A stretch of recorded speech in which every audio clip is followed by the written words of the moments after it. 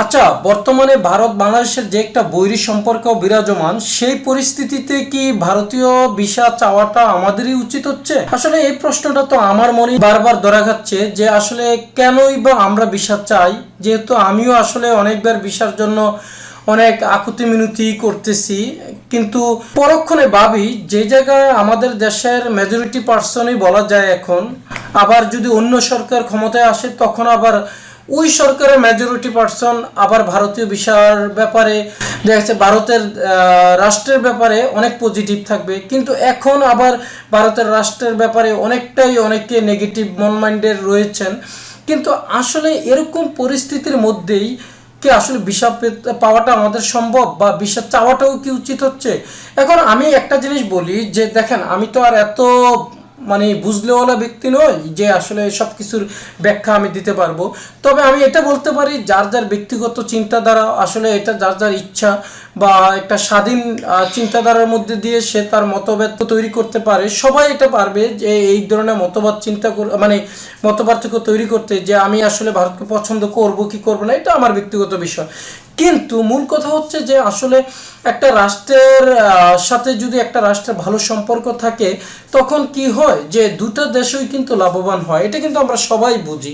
কিন্তু আসলে আমার একার এই কথা বলে তো কোনো লাভ হবে না। কিন্তু আমার প্রশ্নটা হচ্ছে এখানে সবচেয়ে গুরুত্বপূর্ণ যে কথাটা আমি বলতে চাই, যে এরকম পরিস্থিতির মধ্যে যেহেতু বাংলাদেশ এবং ভারতের একটা বৈরী সম্পর্ক চলতেছে, বিশেষ করে সাধারণ জনগণের মাঝে, সেহেতু এখন কি ভিসা চাওয়াটা আমাদের উচিত হচ্ছে? তবে যারা ভিসা চায় তারা তো অবশ্যই, আমার মনে হচ্ছে না যে ভারতের বিরুদ্ধাচরণ করবে অথবা অন্যান্য দেশের বিরুদ্ধাচরণ করবে। আমি কিন্তু এই কথাটা বলতেছি, এখন এই কথাগুলো বললে অনেকে আবার ট্যাগ লাগিয়ে দেবে। কিন্তু আমি একটা কথা বলি যে দেখেন, ভারতের সাথে যখন বাংলাদেশের খুব গভীর সম্পর্ক বিরাজমান ছিল, তখন কি বাংলাদেশের এই জনগণগুলো তখন কোথায় ছিল? বাংলাদেশেই তো ছিল, তাই না? এখন যারা আবার ভারতের বিরোধিতা করতেছে, তারাও তো বাংলাদেশ থেকেই কিন্তু বিরোধিতা করতেছে। আমার কথা হচ্ছে ওই সময় ওরা কেন বিরোধিতা করেনি? বলবে যে হ্যাঁ, তখন তো ওই ধরনের পরিস্থিতি তৈরি হয়নি। কিন্তু ভাই, ওই ধরনের পরিস্থিতি বলতে ভারত তো তখনও যেমন এখনও তেমন। কারণ আমার কাছে কেন জানি মনে হয় যে পার্শ্ববর্তী যেই দেশগুলো, সেই দেশগুলোর সাথে সবসময় সুসম্পর্ক বজায় রাখলে সবারই এখানে বেনিফিট, এখানে সবারই সুবিধা। কিন্তু এখানে যদি রাষ্ট্রীয় কোনো সমস্যা থাকে, এই কথাটা আমি বারবার বলি, এটা রাষ্ট্রই সমাধান করবে, অর্থাৎ রাষ্ট্রের যে ঊর্ধ্বতন ব্যক্তিবর্গ রয়েছেন অথবা রাষ্ট্রীয় যে প্রতিনিধি রয়েছে, ডিপ্লোম্যাটিক ব্যক্তি রয়েছে, ওনারাই কিন্তু এই বিষয়টা নিয়ে সমাধান করবেন। কিন্তু এভাবে সাধারণ জনগণ যখন কোনো রাষ্ট্রের বিরুদ্ধে সোশ্যাল মিডিয়া থেকে শুরু করে সর্বক্ষেত্রে বিভিন্ন ধরনের গুজব রটানো অথবা প্রচার প্রচারণা চালানো, সেগুলো কিন্তু আসলে প্রতিটা দেশের জন্যই কিন্তু এটা একটা ক্ষতিকর বার্তা বহন করে, অথবা এটা অনেকটা নেগেটিভ ইম্প্যাক্ট পড়ে আমি মনে করি। কিন্তু আসলে এখন বিষয়টা নিয়ে যদি বলি, যে বিষয়টা তো আসলে যাদের প্রয়োজন তারাই বুঝে এটার যন্ত্রণাটা কতটুকু। বিশেষ করে ভারত বাংলাদেশের যে আত্মীয়তার একটা সম্পর্ক অনেক মানুষের, এই মানুষগুলো কিন্তু এখন অনেকটা অসহায়।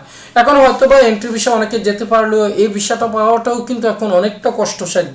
তারপরেও আমি বলবো যে আসলে এখনও যারা এই ধরনের পরিস্থিতিকে পছন্দ করেন, যে আসলে ভারত বাংলাদেশের একটা বৈরী সম্পর্ক বিরাজমান থাকুক সবসময়, যারা পছন্দ করেন, তারা কেনই পছন্দ করেন আমি জানি না। তাদের আসলে এতে কোনো লাভ লোকসান আছে কিনা এটাও বুঝি না। তবে আমি সাধারণ মানুষের কাতারে থেকে বলবো যে ভারত বাংলাদেশের সম্পর্কে যদি বৈরিতা বিরাজ করে সবসময়, এতে কোনো সাধারণ জনগণের কোনো লাভ লসের হিসাব নেই।